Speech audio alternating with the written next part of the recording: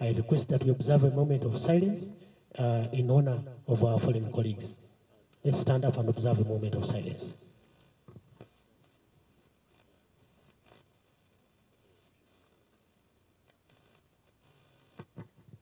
May their souls rest in peace. At this moment, let me hand over to the Executive Director. Welcome, sir.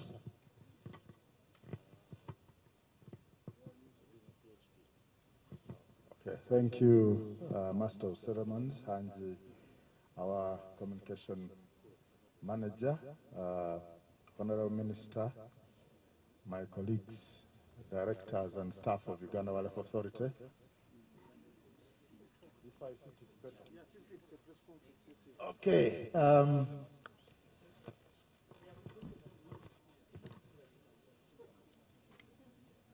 I thought I was loud and clear.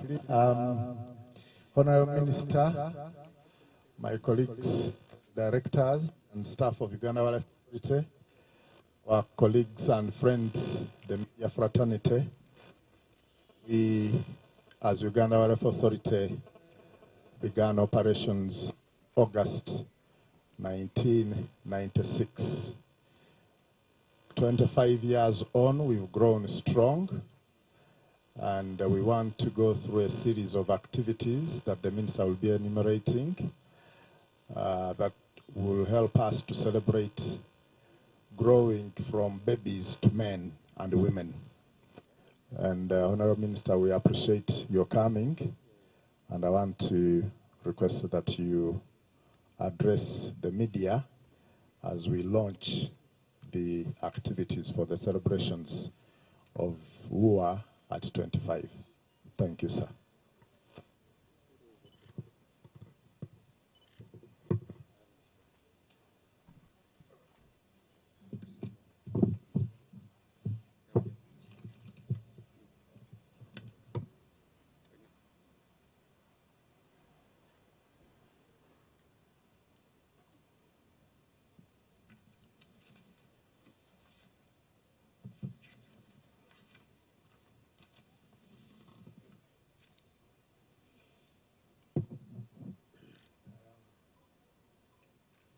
Executive Director, Uganda Wildlife Authority, directors in the authority, who are top management team, my good friends, the media, ladies and gentlemen. I welcome you at UWA. The Executive Director, I think, has already welcomed us. But at this very beautiful place, you can see the ambience, and so the place there looks cool, isn't it?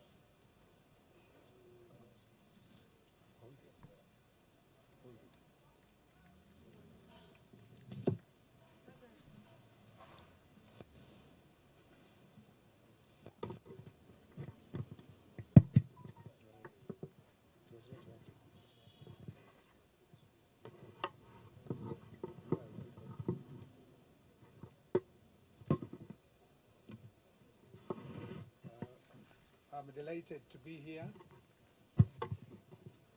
today to preside over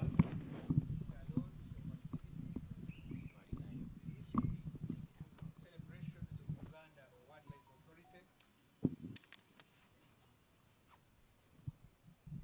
Silver Jubilee, which will take place 24th June this year. Uganda Wildlife Authority was established August 1996 by the Uganda Wildlife Statute 1996, which merged Uganda National Parks and the Game Department. When the new institution was established, it inherited challenges such as limited financial resources, lack of institutional policies, and demoralized staff.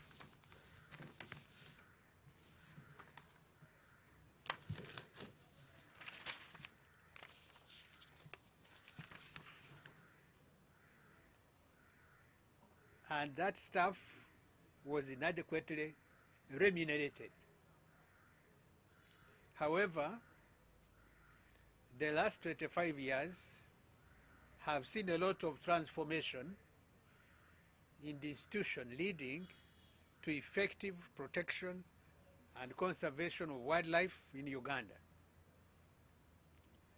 Government is proud that Uganda Wildlife Authority today possesses strong governance structures.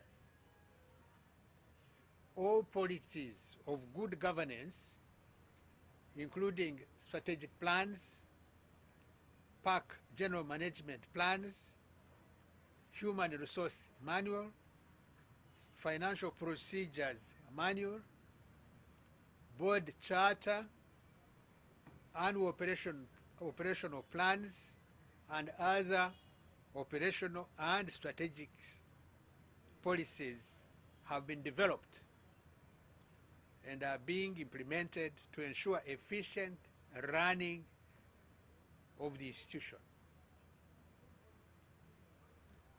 The Silver Jubilee celebration, therefore, is an opportunity to celebrate the successful conservation of Uganda's beautiful and varied forms of wild fauna and flora, and raise awareness of the multitude of benefits that conservation provides to the people of Uganda.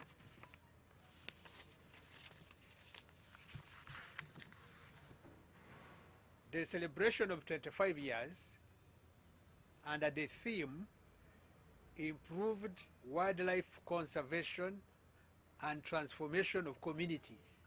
That is the theme.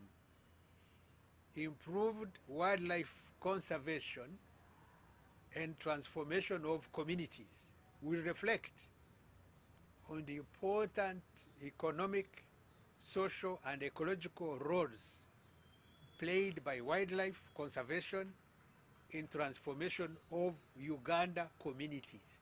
And for me, that is very, very important. A lot of gains have been registered in the institution's 25 years journey, worth highlighting. And I will, however, single out a few of them, of those achievements.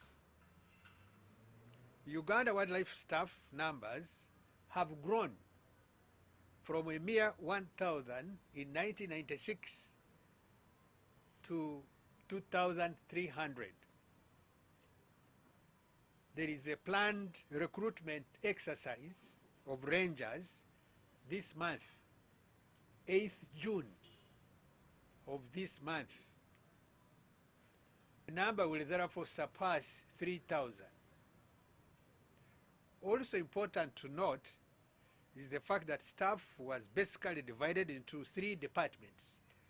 That is law enforcement, finance and tourism, the 3, isn't it? These have been broadened to include legal, investigations, intelligence, veterinary services,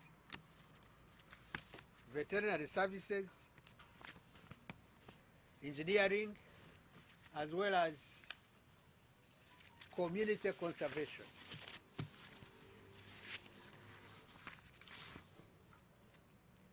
The expansion of the institution's areas of focus points to its growth and ability to adapt to changes in wildlife management. In order to curb the increase in wildlife crime, Uganda Wildlife Authority established the intelligence, investigations, and prosecution of sophisticated wildlife crime.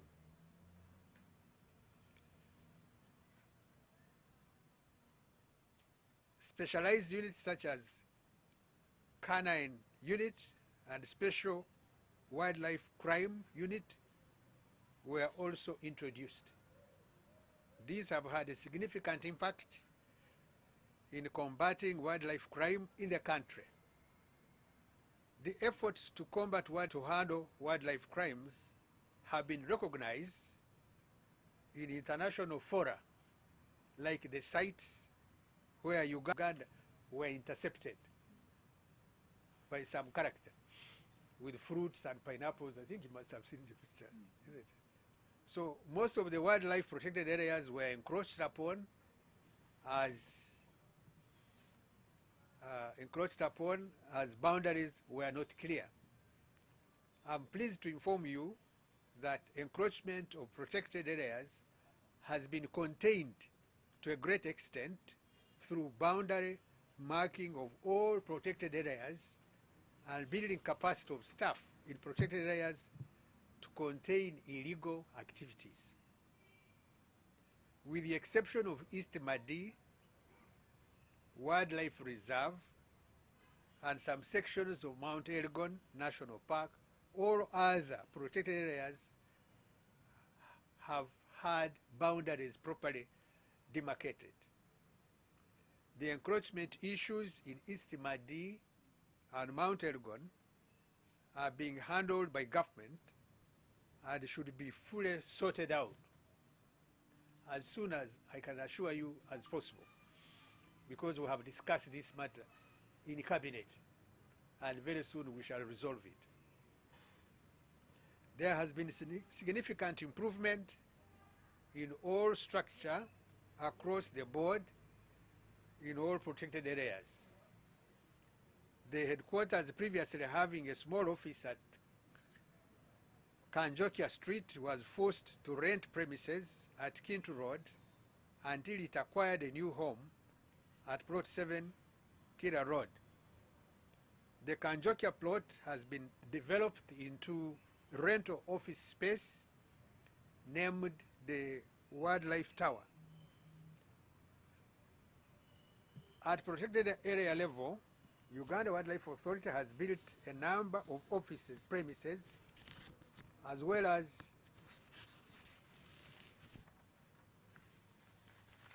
staff accommodation. More than staff housing of 1,700 units have been built over the last 25 years. And the efforts to continue improving staff working conditions continue.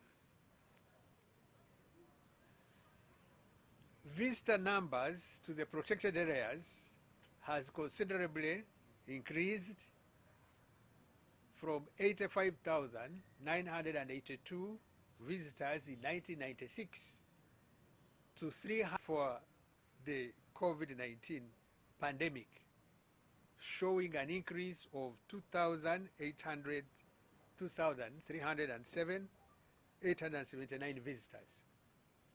These visitors and other attractions in the country have made a significant contribution to the country's economy through their spending, resulting into tourism becoming the leading foreign exchange earner and bringing in excess of US dollars 1.5 billion annually and contributing about 9% of the gross domestic product.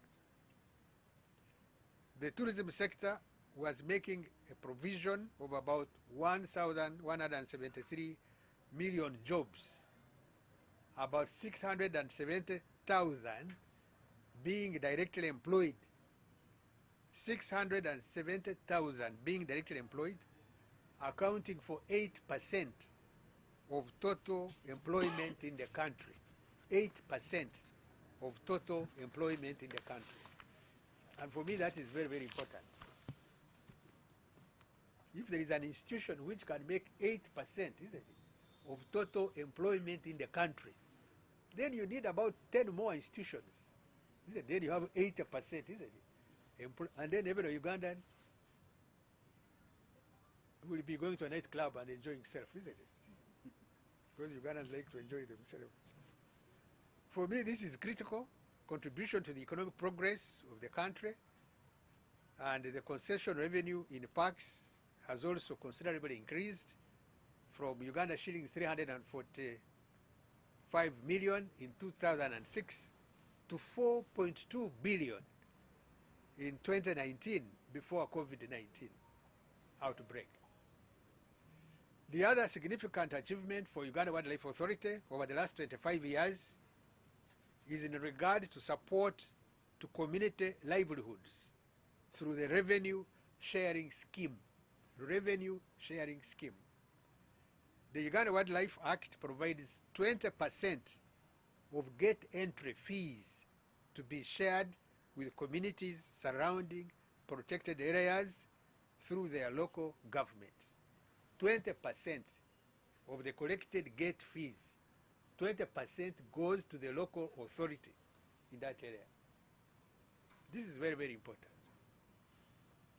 This was the first initiative of its kind to ensure that communities feel the positive impact of conservation in their areas so that they can support wildlife conservation.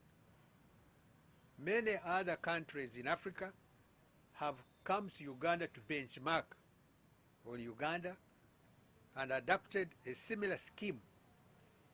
The Wildlife Act 2019 makes revenue sharing conditional grant from Uganda Wildlife Authority to communities through local governments. I think you know what really we mean by conditional grant.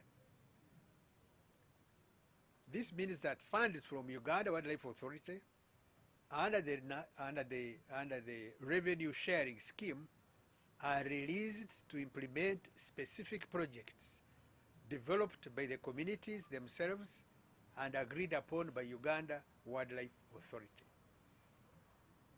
This should further improve the Uganda wildlife community relationship and contribute to conservation of wildlife in Uganda. In other words, if Bulisa district, if Kamwenge district shares from the revenue of Uganda Wildlife Authority 1.5 billion, isn't it? That is a check handed to the district, 1.5 billion. The district will generate projects, isn't it? Projects. And that money will go towards funding of those projects in that district.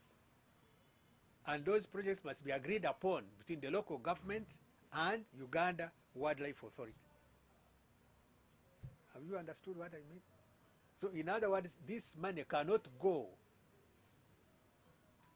to hold a party and bid farewell to the cow, isn't it? No. This money cannot be shared for Christmas, no.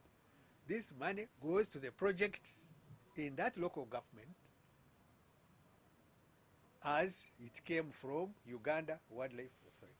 So if a district gets 1.5 billion, Masindi, is it Bulisa which got 2.3 billion? Yes. Bulisa, 2.3 billion 2 weeks ago was given to Bulisa district. 2.3 billion. So you can imagine projects worth 2.3 billion in Bulisa district. So you can have a project almost in every parish. And that project can be school, isn't it? You can build a school. You can do tree planting. You can do tree planting. Can you do a road? Yeah, you can do roads. You can do roads. You can do poultry. You can do poultry. You can do poultry. You can support a health unit, isn't it? Yes. Yeah. So the contribution is tremendous. For me, that is extremely progressive.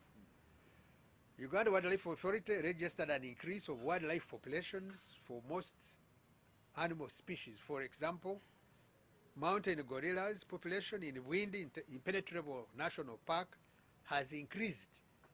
The mountain gorillas have increased from 257 in 1994, 257 in 1984 to 459 2018. 1994, 257, 2018, 459. The elephant population increased from 1,900 1995 to 7,975 2020. Buffaloes from 18,000 1995 to over 44,000 2020. The giraffe population from an estimated 250 individuals in 1995 to over 2,000 2020. And those who have been to Mburo, you've seen them.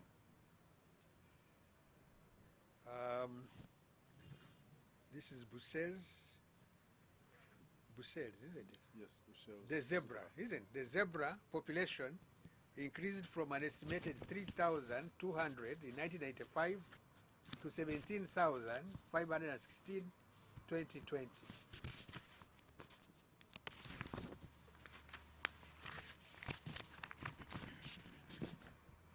The rhinos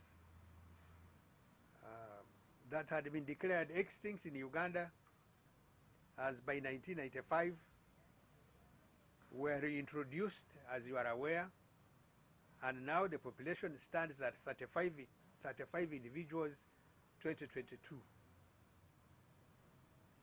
The increase in wildlife populations is a result of a combination of factors ranging from good policies of governance, of government of Uganda under the NRM government, effective ecosystem management, improved capacity of Uganda Wildlife Authority to provide security for the wildlife and involvement of communities on wildlife conservation activities. In order to mitigate and reduce human-wildlife conflicts, Uganda Wildlife Authority has over the years implemented several conflict mitigation and management interventions in communities adjacent to protected areas. Uganda Wildlife Authority has excavated over 500 kilometers of trenches along selected park boundaries, including Queen Elizabeth National Park, Kibale National Park, and Mashishon Falls National Park. Trenches. The trenches are 2 meters wide by 2 meters deep and relatively effective.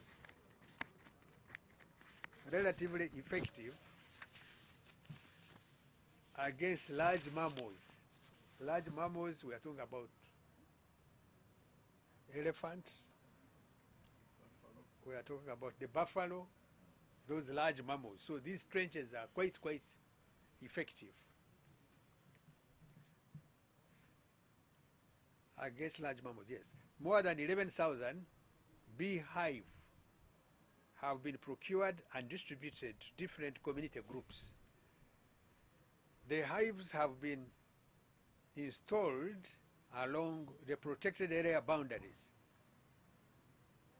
The stinging and buzzing sound of bees, the stinging and buzzing sound of bees irritate and scare away an elephant, while the honey collected from the hives is sold to generate income and enhance community livelihood. That small bee, the buzzing of that bee, isn't it? And the stinging of that bee frightens an elephant more, isn't it, than facing a ranger with a rifle. Am I right? Yes, facing a ranger with a rifle, and the bee, the buzzing, isn't it, scares an elephant. You can imagine this. This is a Goliath, isn't it? The Goliath and David scenario, isn't it? Just a bee will chase away an elephant, but a ranger will really struggle when confronted. And he will end up, of course, with, well, I don't want to talk about that, but there you are. Recently, a new intervention, the electric fence, was introduced to enhance the protection of community livelihoods from wildlife damage. 3 meters high, but that is actually less than 3 meters. yes, less than 3 meters. That's an electric fence. When an elephant gets closer, how many meters? 7, 8 meters? No, it can touch, but when it gets a shock, it will not come back. It will touch, but that elephant will get a shock, isn't it? And therefore it will not continue to cross.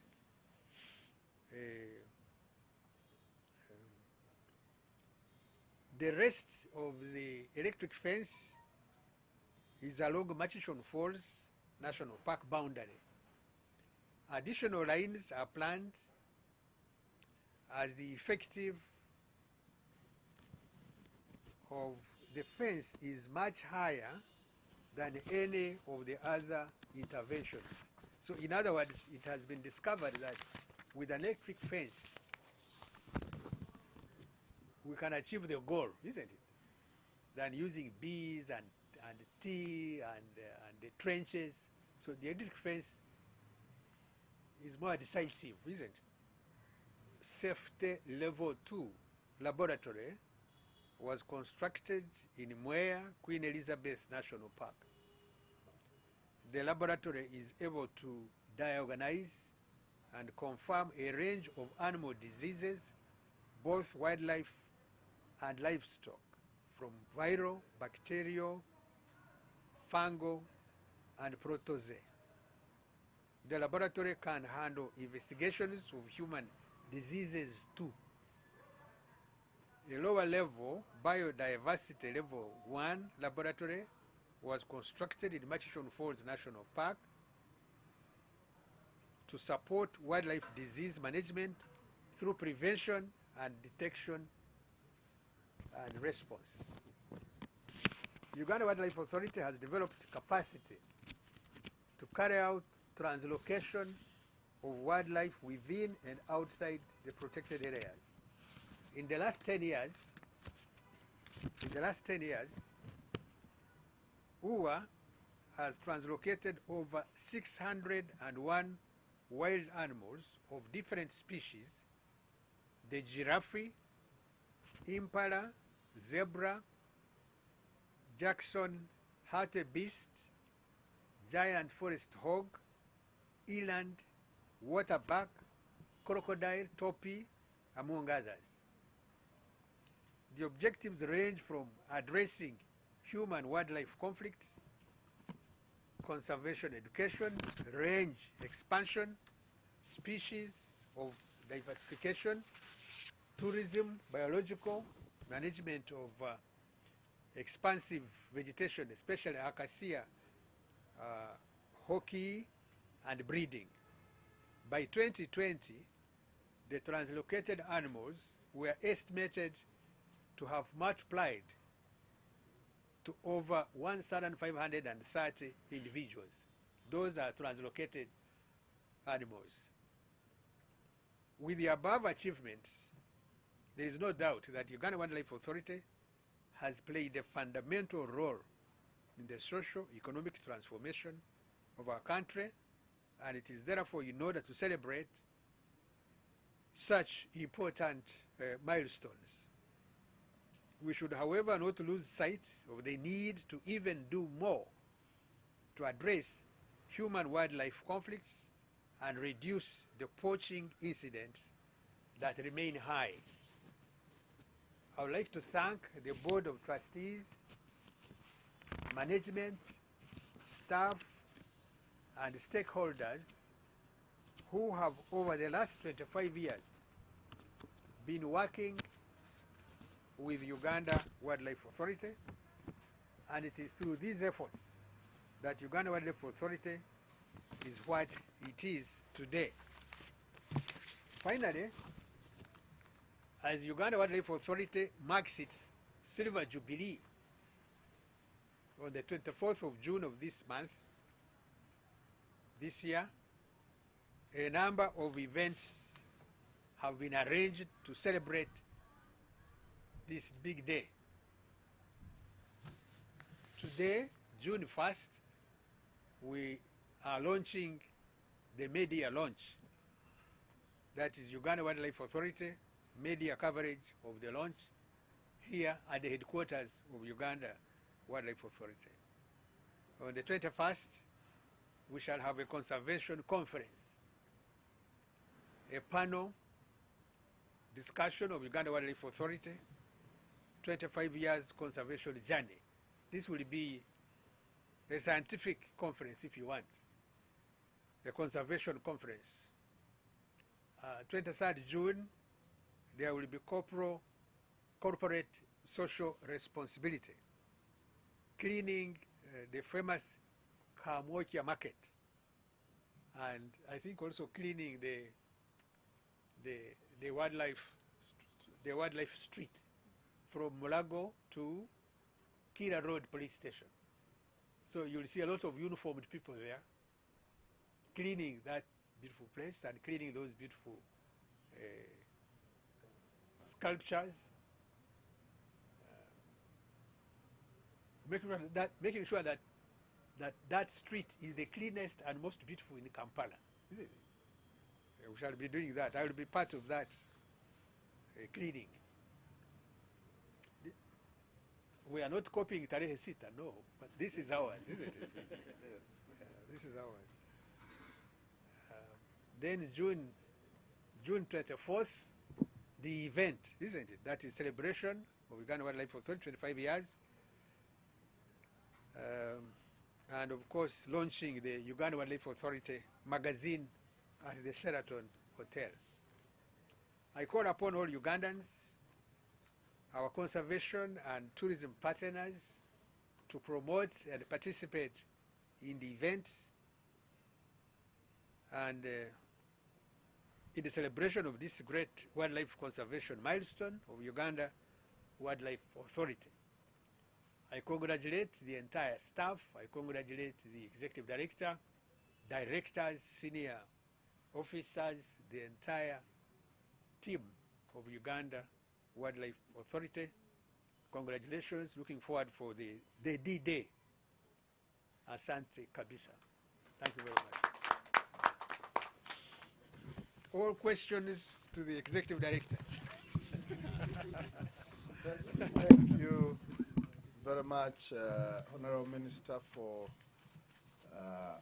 launching the activities for the celebrations of the 25 years of existence of Uganda Wildlife Authority. It is now time at which we will respond to any questions. The Minister has elaborated on the achievements of the organization. The achievements are many. The office right behind the media is one of the many that we can talk about. But also the achievement of the wildlife numbers, of the revenues that have grown 20-fold, of the way we work with the communities to ensure that we improve livelihoods, but also address the human-wildlife conflicts, the many partners that we have worked with that we sincerely appreciate. Those are some of the many things that have happened over the last 25 years that we thank you, everybody, for. And specifically, I want to thank the media. In 1996, you would not easily call a press conference and have over 20 people come. You would be lucky if you had 4. But the fact that now wildlife conservation is important for the media and therefore the country is something that we sincerely appreciate. So I want to open up the questions. I have all these staff here ready to respond to them and give support to the minister. Kindly, let's have the first 5 people. You indicate who you are, which media house you are from, and then you ask your question. We'll start with the gentleman with his hand up.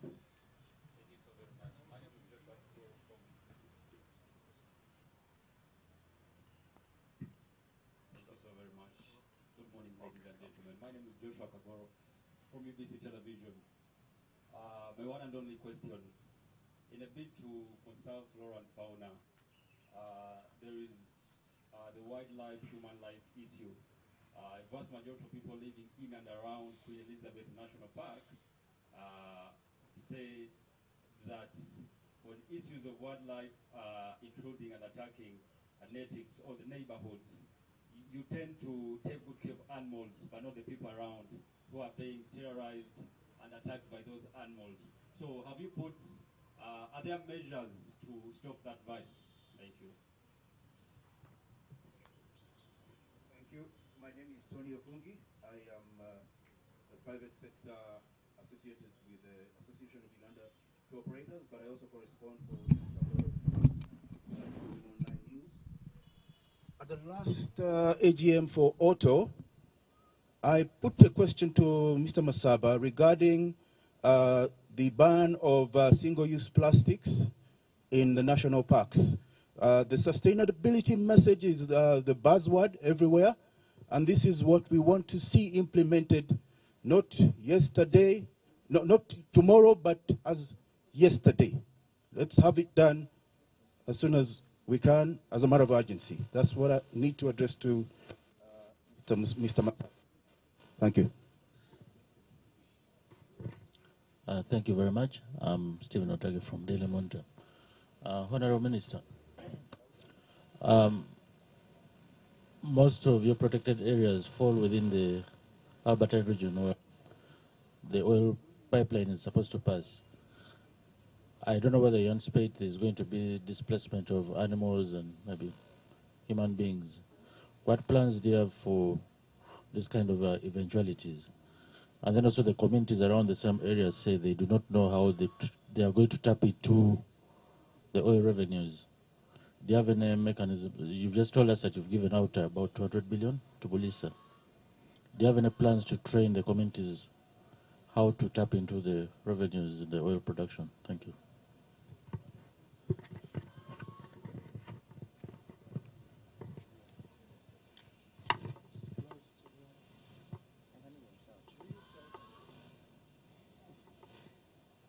Thanks, Honorable Minister. My name is Ben Jumba. I work with Nation Media Group. I have a couple of questions. The first one talked about the revenue sharing agreement. I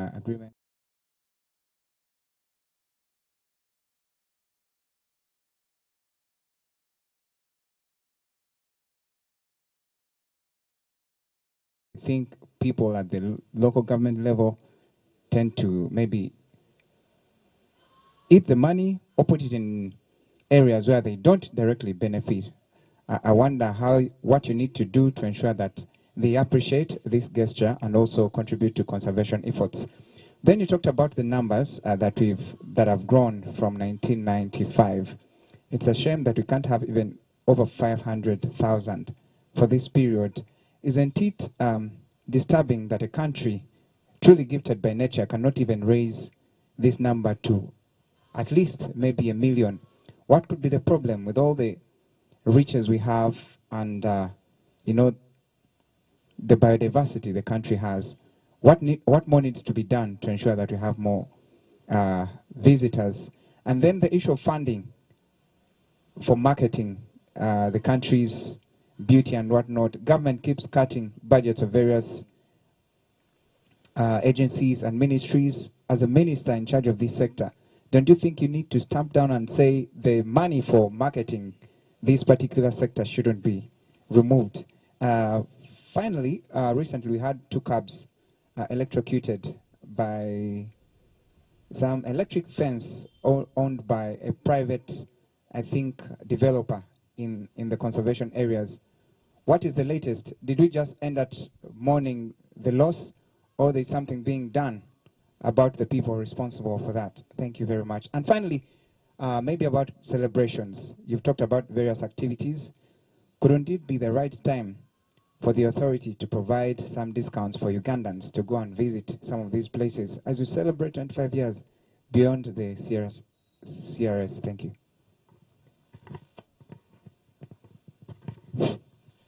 My name is Joel Tenua from the New Vision newspaper.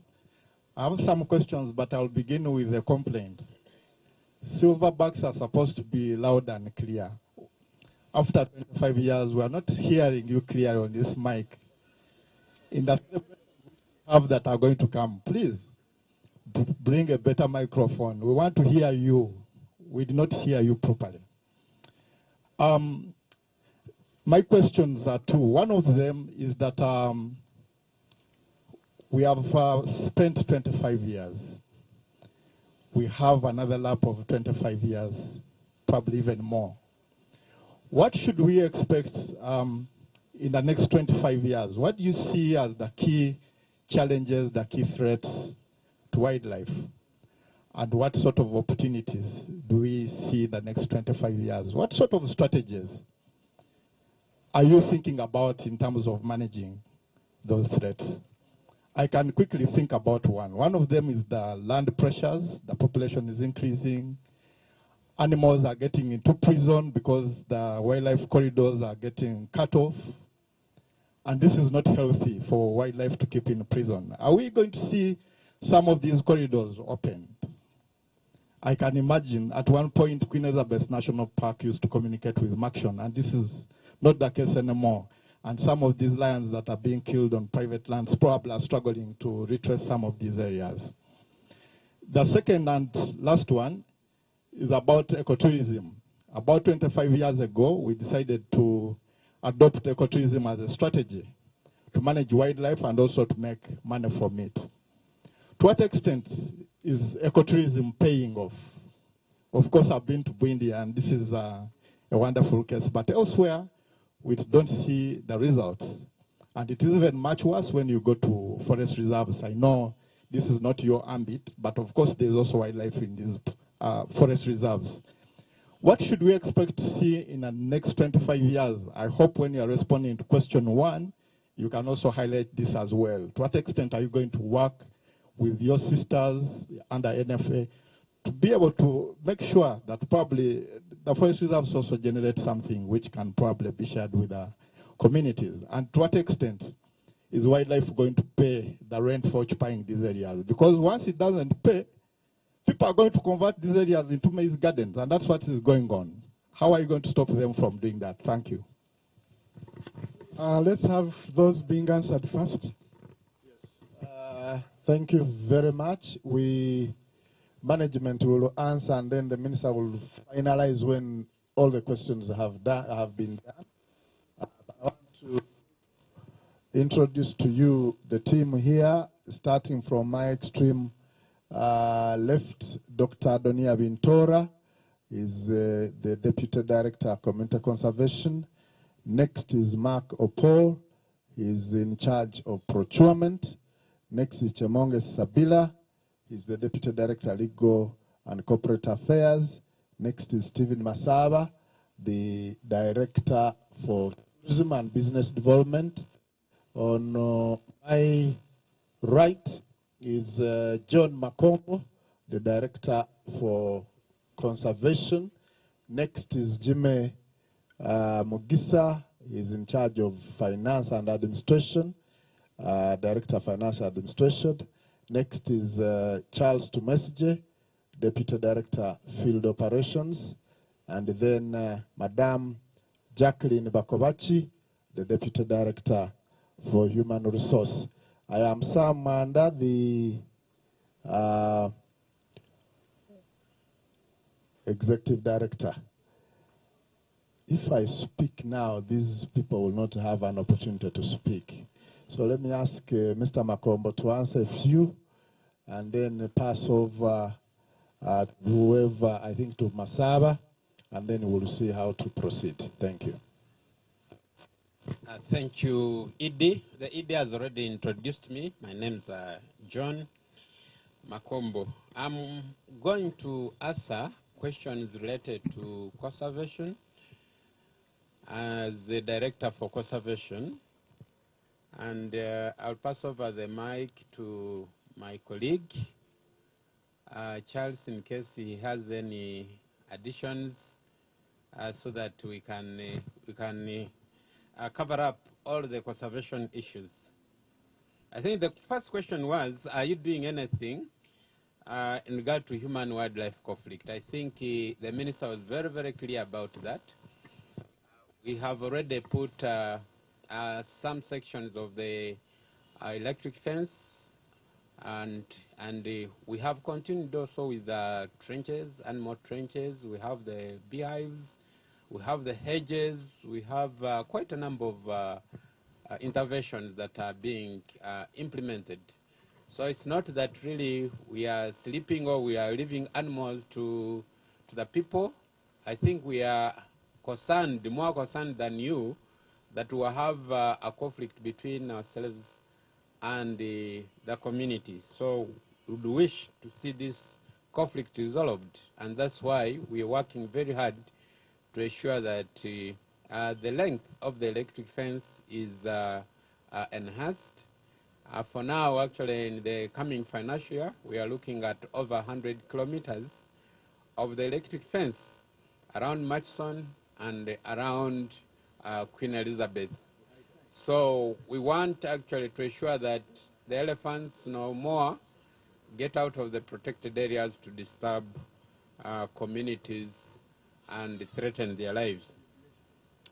Regarding oil, whether oil is going to displace wildlife, I want to let you know that a number of studies are being done. We're already building a database based on which we're going to measure the level of displacement of wildlife. However, during exploration, what I want to let you know is there were some studies which were done, and we realized that actually there was a slight displacement, but this has already been regained after exploration, and so we expect, obviously, that along the oil line there's going to be no wildlife. That one is not a question. So we have got, we are in discussions with the Minister of Energy to see how we can mitigate that impact, and one of which can be a biodiversity offset, getting an alternative area where possibly animals can go to in case the space is too small.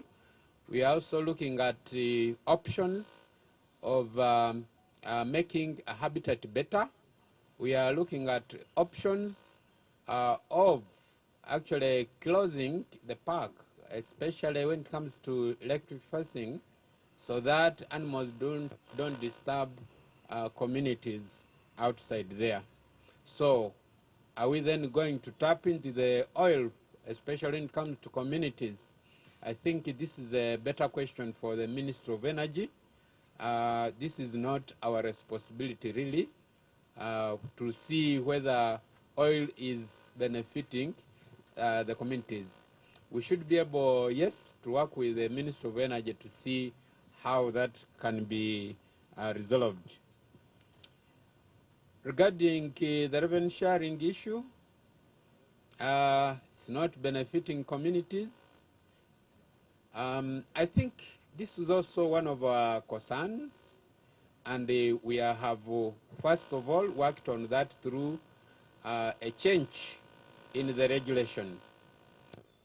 Whereas initially this money was just being disbursed to the local communities, I mean to the local government, and it was not a conditional grant.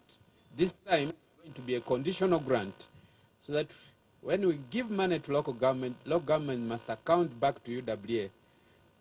That was contrary to what was happening. Initially, local government would actually use the money, account to themselves, and just report.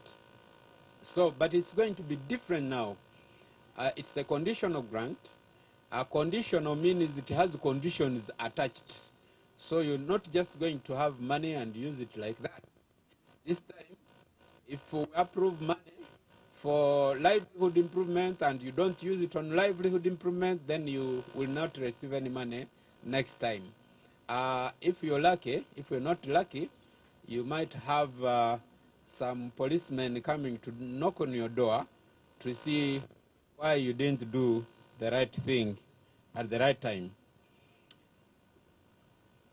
The Lions, is there anything being done? Yes, something is being done. Investigations are on, and I don't think we should discuss the details of such investigations, but you know that we are following up, and the moment we get results, we should be able to get to you. Fortunately, you have a very vibrant Hanji who will always talk to you and let you know that things are happening. Yes, I think Masaba will talk about allowing more Ugandans during this period to go and visit the protected areas, but he should be able to seek permission from me first as the owner of the parks. So I hope he'll come and we discuss and see how we can do that. Yes, Gerald, you say that the microphone is not talking. I think, Gerald, this is a responsibility of both me and you. The reason we brought you here is for us to drum this drum, make it more loud. Just like you can say, if he was telling you, 96, you would hardly see a crowd like I'm seeing in front of me. But it's now good that you see the baby is now interested in what the news by that time was about ADF. You remember? Yes. Yeah? Because I know you are as old as me. So you can recall what was there at that time.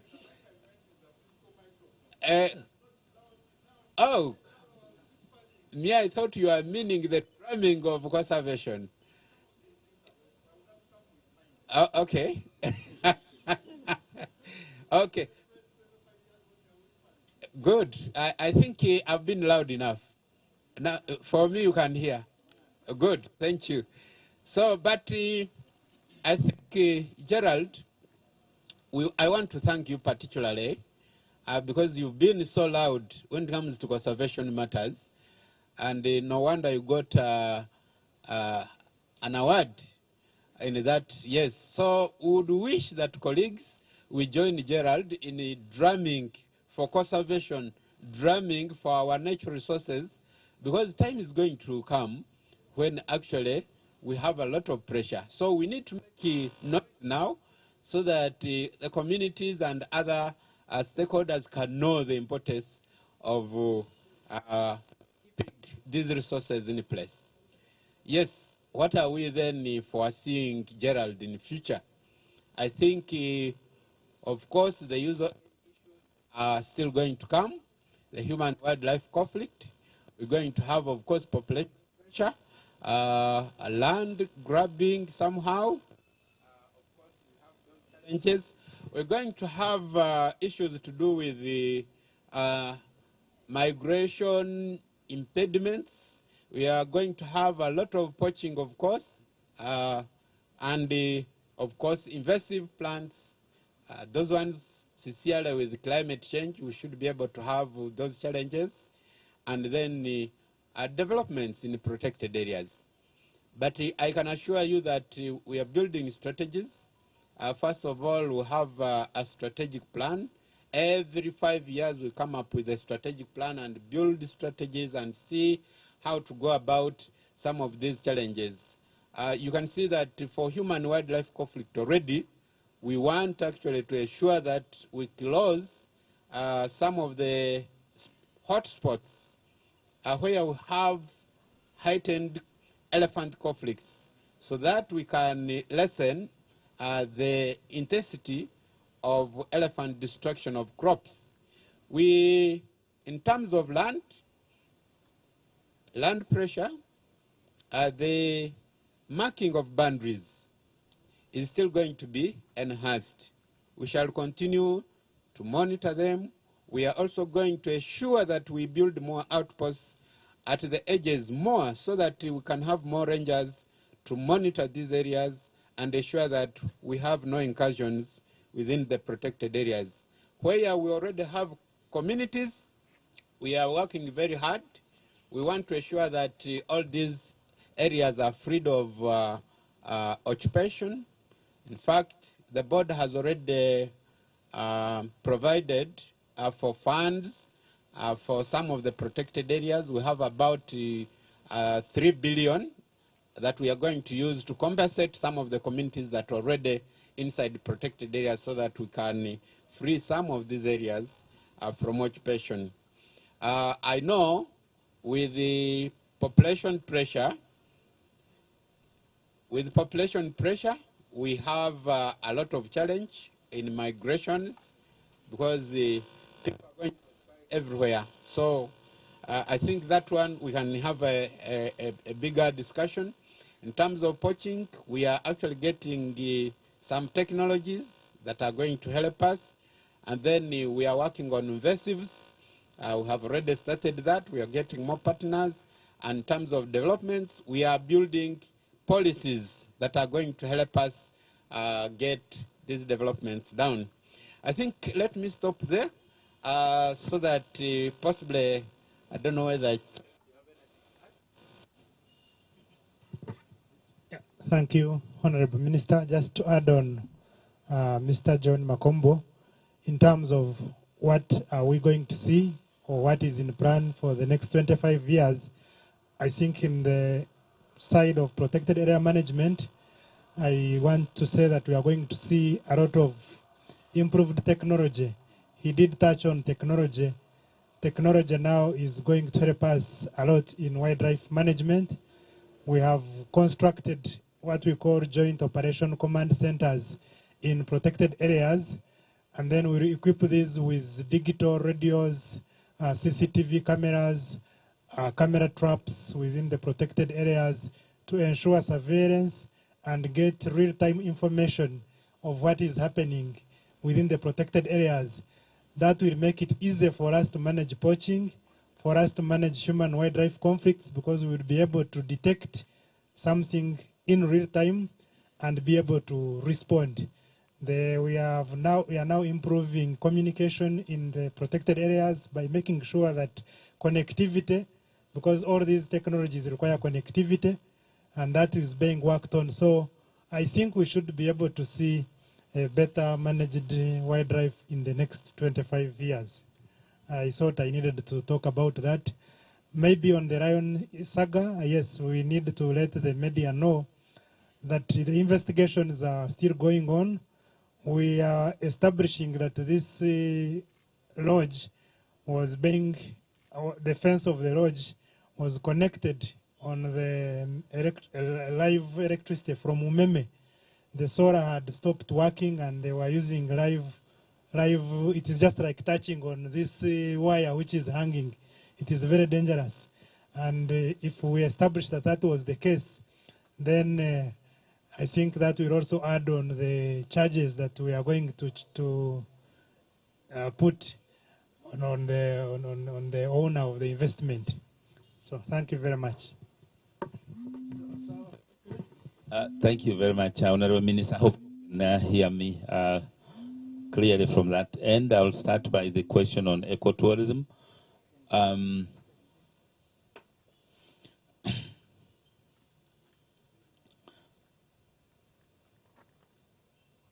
As a country, the decision was made not to go into mass marketing and generate mass tourism.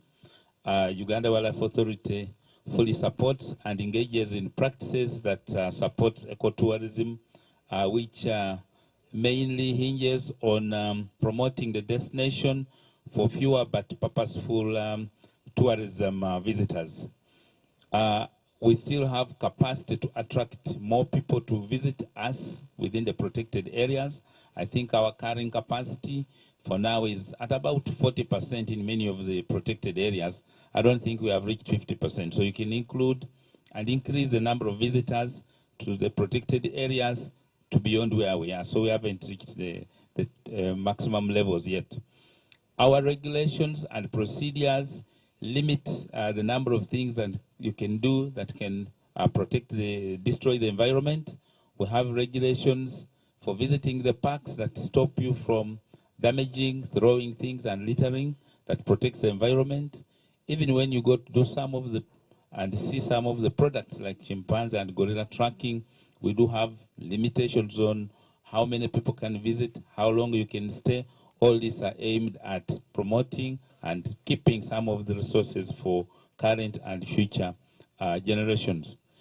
Even on the side of investments, where we bring in investors to invest in our protected areas, we are selective in where you invest and how many investors we allow at a time. We haven't reached yet the capacity where we say we have changed the nature of the protected areas, and we can still do with some more. So we still keep in line with the best ecotourism practices, and we work according to the guidelines that we do have. On what we are doing to promote visitation, especially during this occasion of UWA 25, I must say this is happening when we are going to see a new tariff being implemented from July 1st, 2022.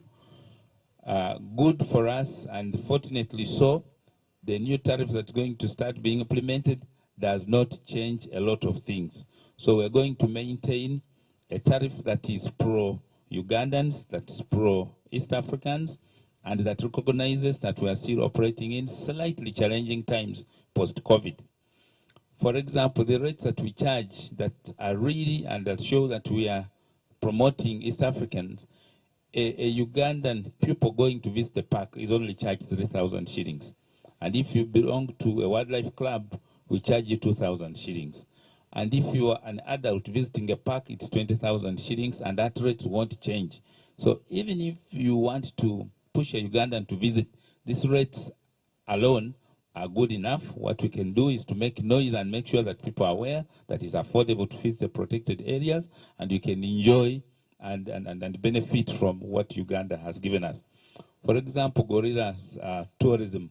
People think it's very difficult for Uganda to say mountain gorilla. It's only shillings Ugandan 250,000. Now that is possible if you can save and you can visit. We also have group rates. If you are 10 people, we offer you 2 free, 20% off if you're traveling as a group. That should be able to help you. For filming, the rates are very, very affordable. We charge you a very small fee for filming if you want to promote the destination. And for Mountain Gon, one of the special areas we have, which is a mountain park, you can enter that sector for nature walks free. And so that's something that can help. And we have buses that support domestic tourists. So really during this campaign, we have made our resources affordable, and anyone can come and visit, and I want to welcome you to do so. On funding for marketing, I think this is music to my ears. This is a kind of information that's helpful to support the sector to get more funding. We want to encourage as many people, including tour operators and you, the media, to see what you have said. Yes, we do need more resources to invest in infrastructure, tourism product development, and this one we need. I'm sure even the minister has tried so much to get the money that we have got, and for the last few years we're getting a lot of support coming to UWA, but that is not enough. We do get money and spend as source appropriation in aid, but it must be approved by Parliament. Of course, the money for all the national priorities may not be enough, but we still need more in order to market more, go into TVs, newspapers, and all other promotional events. We do work with UTB to market the resources. We give farm trips, and we allow many people to bring in agents. But we need to do more. I think you're right in saying that our efforts need to be strengthened, and we want to appreciate what you have said. Yes. On plastics in the parks and the environment damage, I think this is a very great point. The protection of the environment and natural resources is everyone's responsibility. For the last so many years, we have said, yes, we do not want to litter the environment. We even went ahead. If you checked, one of the things we charge for, which we do not like to do, is we charge you a fine for throwing rubbish in the park. In fact, 100,000 if you find you throwing a liter plastic in the park. But that should be the end and should be the worst thing. We need to engage each other and work to collectively remove this vice. We like what we are seeing. One organization has come to promote best sustainable environmental practices.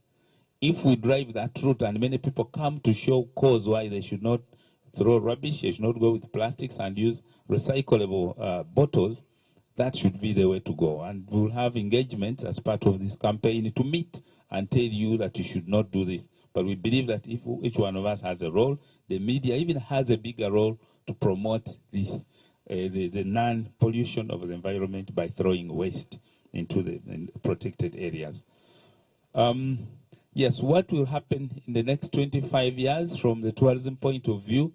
Obviously, we see tourism numbers going beyond 1 million. We had reached 325,000 or so before COVID, but over 25 years, we'll definitely get over 1 million visitors. And how are we preparing to receive this? We have identified the need to put in new investments of high-end lodges, and those ones are being processed, and we'll continue to advertise so that when you come, you can stay in affordable, luxury, and high-end lodges in the park. We'll continue to protect the resources for you and ensure sustainable practices that will ensure the wildlife and the resources are protected beyond now. And if anything happens, say a flu came, I think we have learned our lessons during the last 2 years. We are ready to use even stronger methods to ensure that we do not get any beatings from a COVID-like situation that we have done. And in line with my colleague said, we will use technology, more technology to market and continue to protect the resources so that the 25 years we even see greater successes. I want to stop there, Chair. Thank you.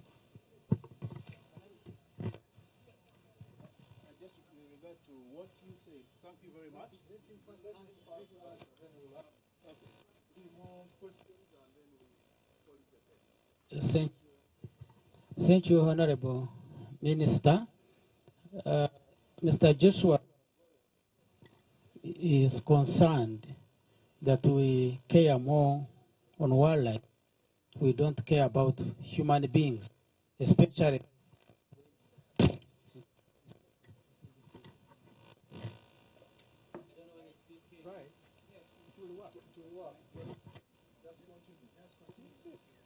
Yes, is concerned that Uganda Wildlife Authority is concerned wildlife, and when the wildlife goes to communities, we don't really care. And I think this is a general perception outside there. Uganda Wildlife Authority has a number of benefits that are offered to communities, including resource access. The communities can access some essential resources in a protected area. The revenue sharing, which Honorable Minister has mentioned, is one of them. But above all, when wildlife destroys property, kills people, the law talks of compensation, and currently the regulation to compensate the damages is in final stages of gazettement. And once that is done, then we will be able even to meet that. In the meantime, we have been compassionate. If you lose a person, we have been giving you compassion, something that really can offset a few costs, but not the real compensation. So once the regulations are in place, gazetted, then we will go to compensate the cost of human-wildlife conflict. Thank you. Thank you very much. Let's have 3 more, and we call it a day. Let me start with the. Sorry? Yeah, I wanted to start with the lady. I don't want to be accused of being gender insensitive. Please have the microphone. Thank you so much. My name is Rachel Naisubi from Nation Media Group, NTV Uganda. My question is just one, since most of them have been answered. What is the total amount of money collected or disbursed in revenue sharing so far? Thank you. Thank you. Yes. you very much, Honorable Minister. Glad Stephen Karamaji, UBC Production. I have one or two questions. One is after COVID, yes, we look at the number of tourists maybe coming up, and Masaba, good enough if you did answer that. But my question is, Kenya Wildlife Service, so as it is in Tanzania, they already have a TV stations for wildlife. UWA at 25 and after, do we have a chance that one time shall get the conservation knowledge on a TV that is for Uganda Life Authority? Because we need to learn more on that. And well, we've been hearing about lions dying, and given the fact that some of us aren't investigative journalists, we have not gone down to see how many lions now that are remaining. Neither do we know the monitoring office that can tell us that now we have this number. Could you be giving us the statistics of the lions that we have are remaining in Uganda? Thank you very much. Well, we still have very many, but yes, you already asked. I wanted to give a chance to someone who hasn't asked a question yet. If there are no others, yes, you can have a second, you can have another one. Yes, thank you very much. The gentleman on the extreme right talked about the regulation.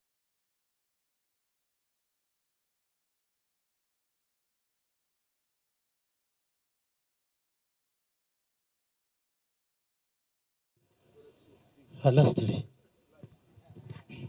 Thank you, Mr. Masaba. Again, just clarify on what you had talked about the pollution.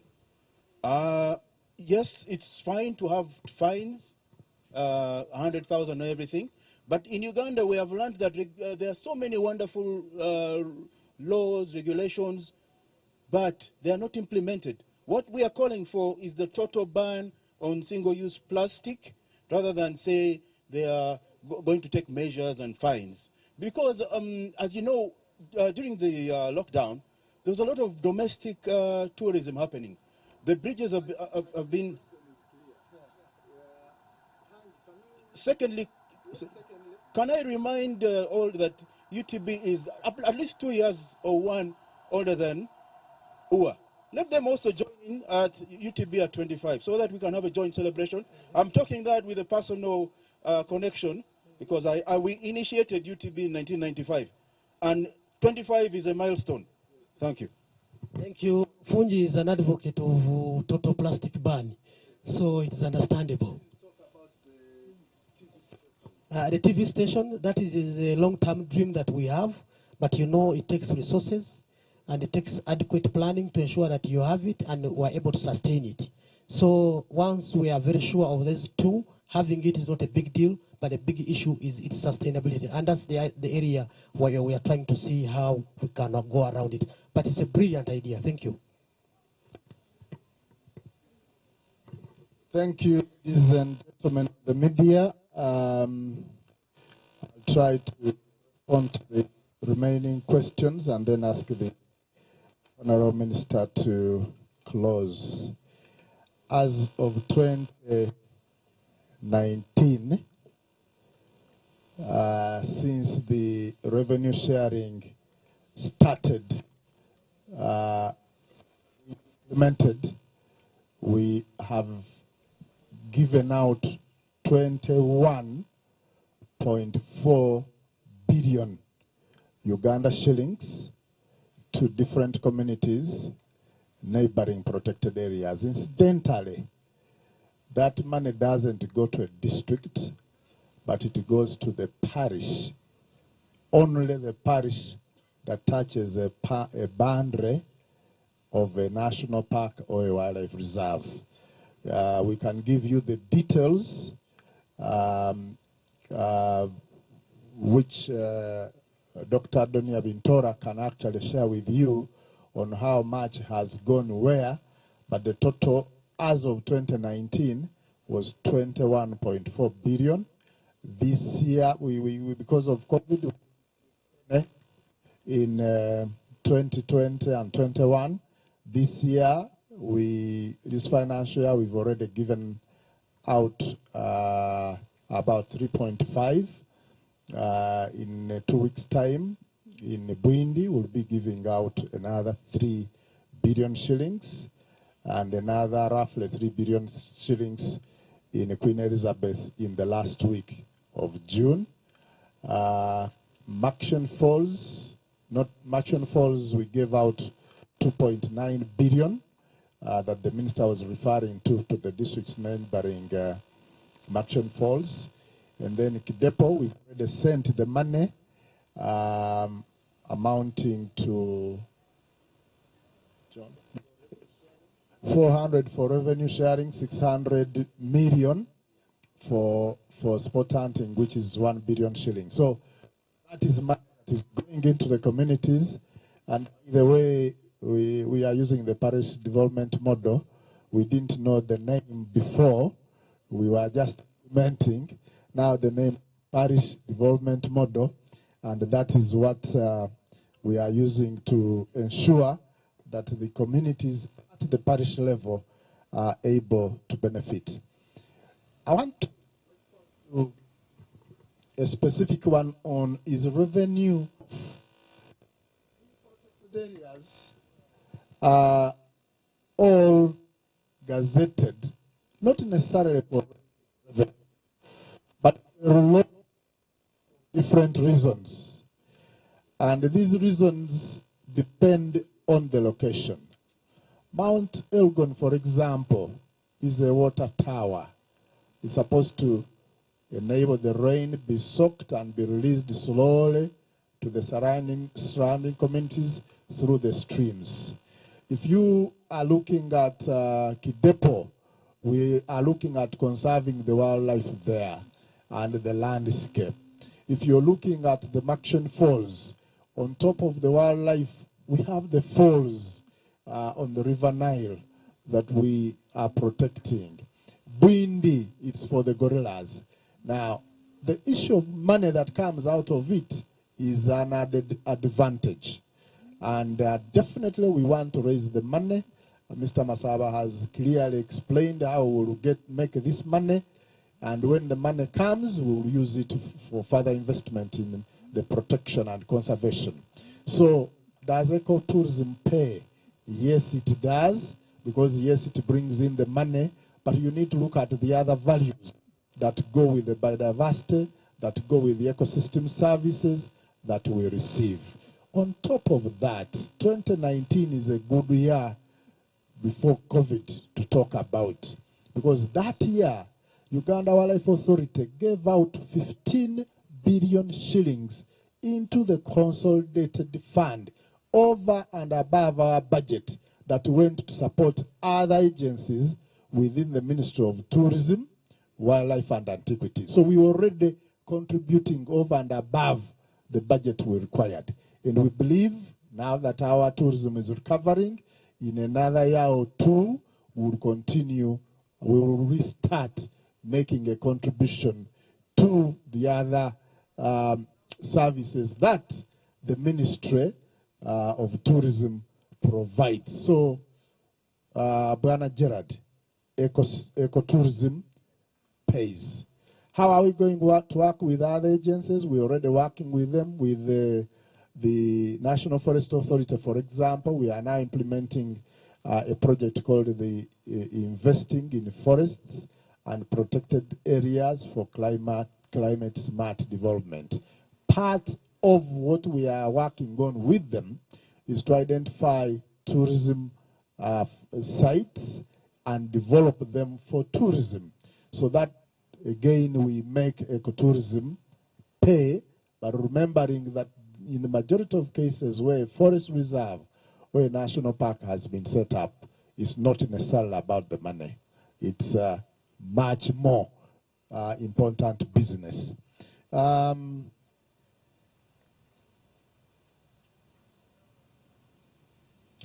Lions, we have roughly, we don't have the exact number, roughly 400 lions in the country, and we continue monitoring. And my neighbor here is reminding me that actually we are in Maction Falls doing a count, and we'll be able to provide this information when it is ready. single, plastic ban. I think we all need to know that our soils, our environment is key to us. There are lots of things that we do that harm the environment, including clearing wetlands. We need to work together to stop the manufacture of plastics and use alternatives, to stop clearing wetlands, to stop encroaching on protected areas. And even when you get a little money and build your own house in the city, please leave some trees there. You see behind me here, we have a small forest. It is possible, even when you have a 50 by 100 plot, to have a few trees in your compound, because you need to ensure the environment is protected, and it gives us good air and a lot of other. Honourable Minister, I want to end here and ask you to finalize and address the issue. Jumbe, I know what the minister is going to say. It is very... So I'm not going to whisper. I'm going to shout. So under the UWA 2019 Act, there is what we call statutory instruments, which are supposed to be signed by the Minister of Wildlife, concerning revenue sharing regulations and compensation regulations. And the public has been demanding, when will these regulations be signed, so that the communities that get affected by wildlife strolling into their gardens, etc., can be compensated. We have been working together with the Office of the Attorney General, the Office of the First Parliamentary Council, and I signed the statutory instruments, I think signed the statutory instruments last week, and they will be gazetted now. Gazetted. Full stop. You can now check with the next gazette. I think gazettes come out by monthly. Yeah, that is fortnightly, isn't it? Twice a month. So possibly this half of the month, isn't it? The gazette will come out and you can check. You will find these regulations, revenue sharing and compensation, duly signed by the Minister of Tourism. When will the numbers swell? When will the numbers be huge? When shall Uganda get 1 million? Isn't it? We shall get there. That's what I think. I think that we shall get there. Building numbers really is a process. We were discussing this yesterday, where visitors to Machishon Falls National Park at a certain time, in 2019, and Serengeti in Tanzania, 400,000. So the question is, what is this that is bedeviling, isn't it? Where is this devil that stops visitors going to Machishon Falls National Park? So we have to double our effort. We shall work very hard and surpass, isn't it? Surpass those numbers and compete, of course, with our sister East African countries and do very well. Now that we have developed, we have improved now on our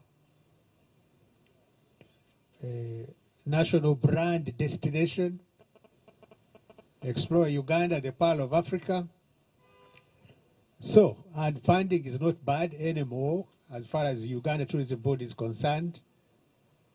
And our MDRs, the marketing destination representatives, are working very hard to make sure that we improve and increase the numbers of visitors to Uganda, including domestic tourism, which was not a factor in Uganda. Now people can actually, Ugandans themselves can now go to these national parks, visit those parks and enjoy themselves. I think that is all. Thank you very much.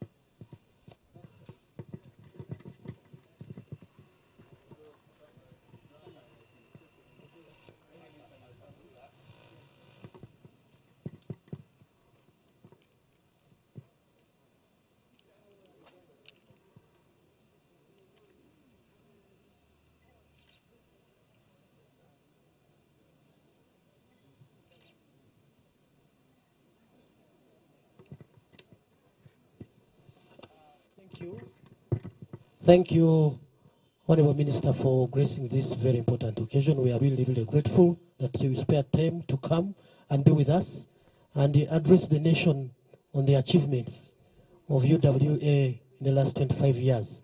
We are really proud to have you as our Sector Minister.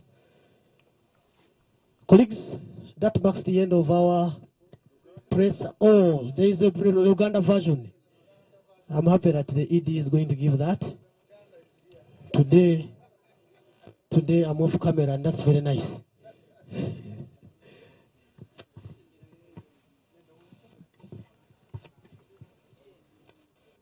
Are we ready? Okay.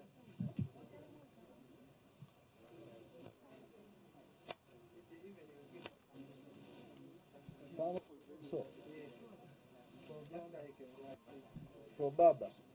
Okay.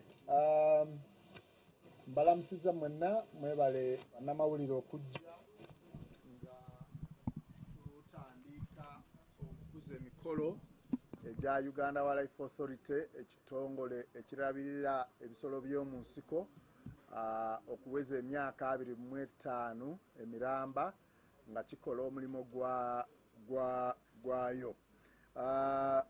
Uganda Wildlife Authority yatandikibwa mu mwezi ogw'omunaana 1966. Yalina abakozi batono nnyo nga tebawera 1000. Yalina ebikozesebwa bitono nnyo. Emyaka gino gyonna 25 kati gye tubala, Uganda Wildlife Authority ebadde ekula nga twongeddemu ebintu bingi okugeza ensolo z'omu nsiko zeeyongeddemu obungi. Ekyokulabirako enjovu twalina nga 2000 kati tubalirira mu kumpi 8 kalamba. Ensolo endala nga giraffe nazo zeeyongera obungi okuva mu 200 tuli mu 1,460. Abalambuzi nabo beeyongedde, tuvudde mu 8,000 tuli mu 32,000.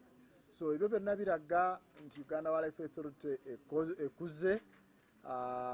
Abakozi kati beeyongedde mu balinga 2300. Ate bwe muba musoma amawulire muyinza okuba nga mumanyi nti tugenda ate kwongeramu abalala nga 85 tuyingire mu 3000.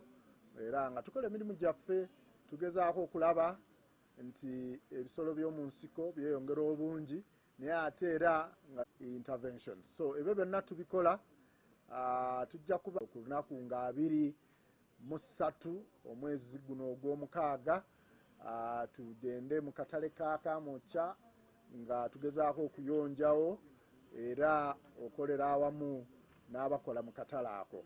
Ate nga 21 ogw'omukaaga tujja kubeera ne conservation conference era tugenda kukola tutya emyaka 25 egigenda okweyongera.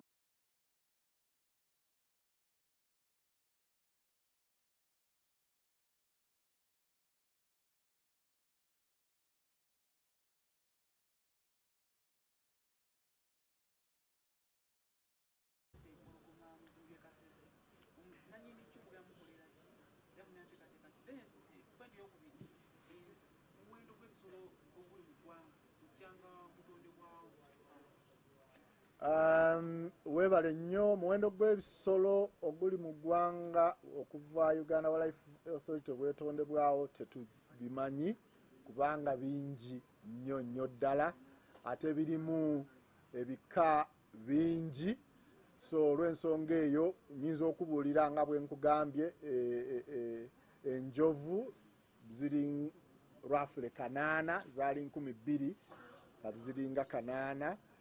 Nyinza okubuulira nti mountain gorilla zalinga 205 mu bwindi mwokka kati zisukka mu 500. So kiraga nti ebisolo bino byeyongedde obungi, naye okukubuulira nti ebisolo byonna byenkana bwe biti mba nkulimbye. Ebisolo bino byeyongedde obungi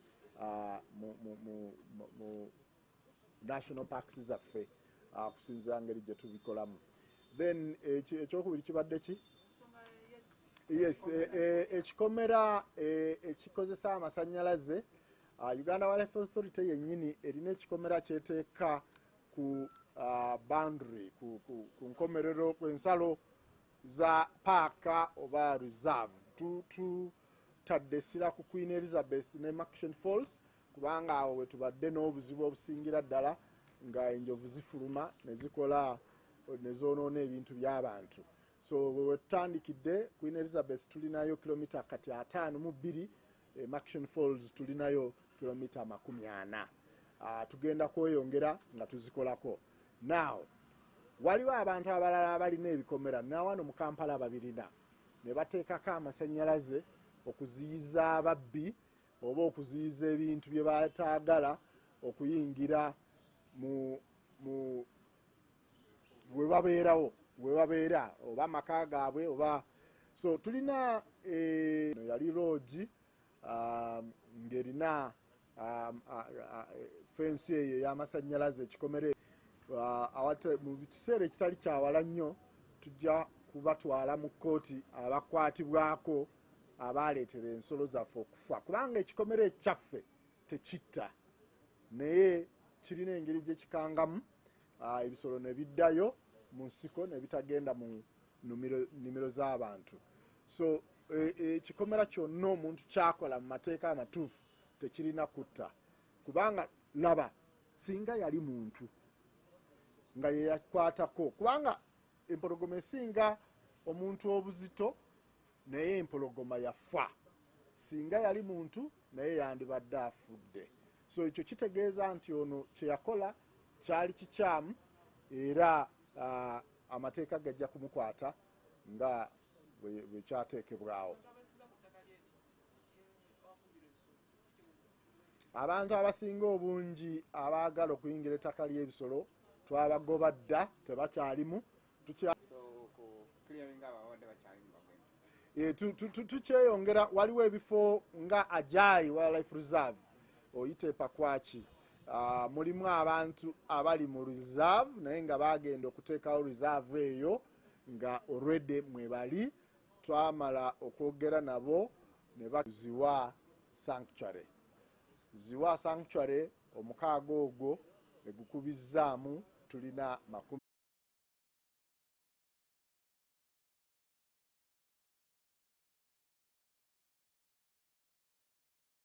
Yongera okubikubisaamu so that numbers zeyongera okubeera nga zigenda mu maaso.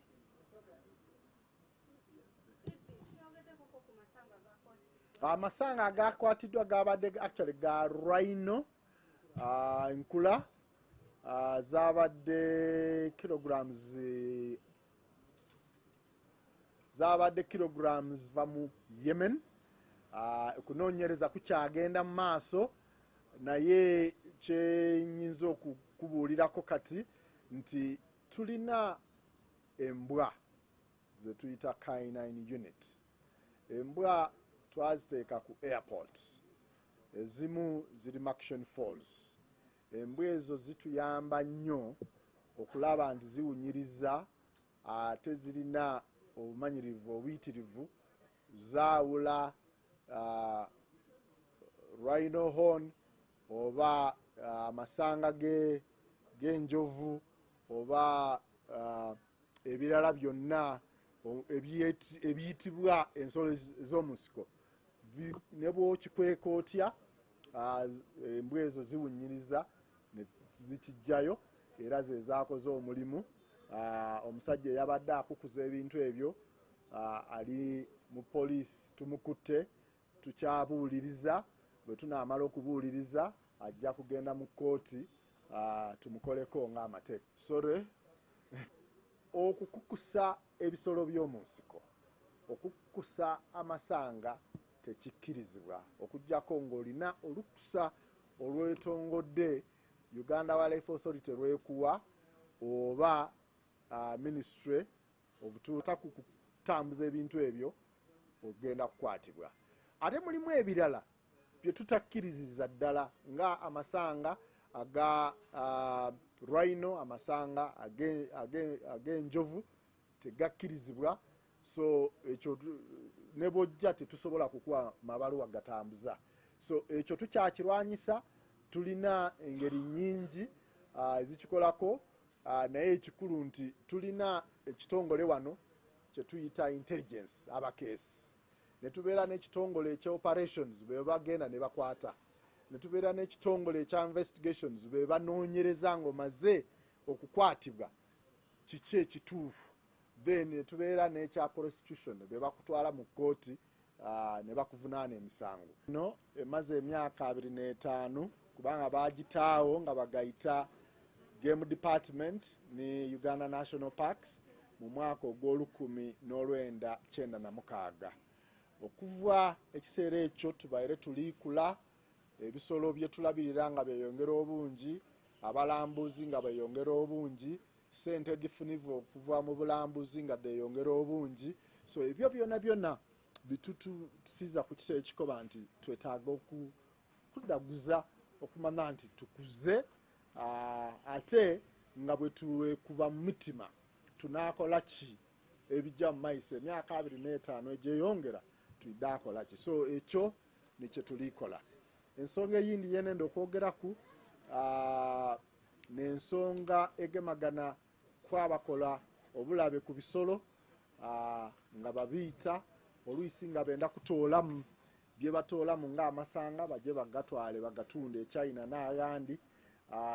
Omulimu gwe tulikola gwa kubagema na kubatwala mu kooti na kubawozesa, era nenda okukakasa Abannayuganda bona nti buli gwe tugemye mu musango gino mwenda kubo nga bali 10 omusango gubasinze, era ti kirungi okugezaako okukola ebintu ebikyamu oti n'ebyo. Mwebale. Emyaka gino 25 gye tukoze tubaire n'ebizibu ebigeraku, tukaalina abantu abakayenda okwingira ebifo bye tukuumira ensolo nga benda kuzimba mu maka, tukaalina abo abajja ne babiyita benda kulya amamba oba okutoola amasanga bagajje bagatunde. Gali abalimbibwa nti bw'olya ku nsolo y'omu nsiko bw'oba omusaadde ow'einno oba bw'oba omugayiga n'ebindi ebiri oti n'ebyo. Ebintu ebyo byonna bya bulimba era bikatusoomooza ife, aye nga tweyongere okukola nga tukolagana n'abakeesi, tukolagana n'abajja ne bagema abantu bano abakola ebibi, ate twaba n'abo abakola investigation baatoola omusango gwateebwa mu kooti nga bwenkobye 9 ku buli 10 betutwala mu kooti omusango gubasinga. So ti kirungi omuntu yena okulowooza nti anaakola ebyambyone yabitiramu awo.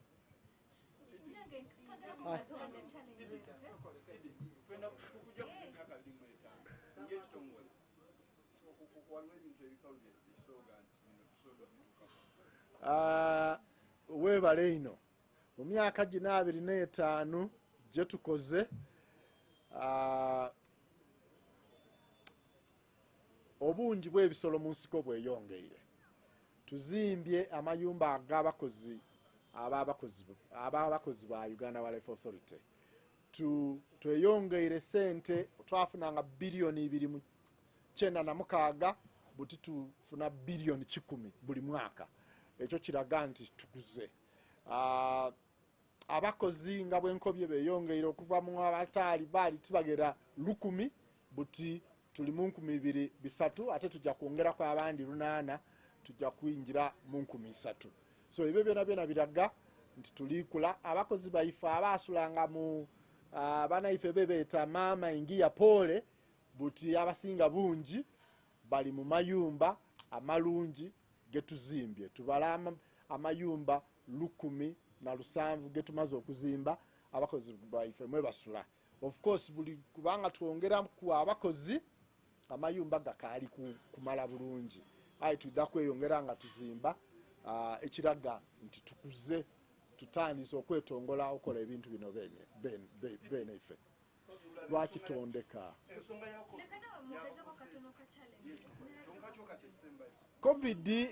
Covid yatukola bubi ngabo mwidhi abalambuzi bakendera. Actually gali ekisera bwekibatuka nga ezirira erala.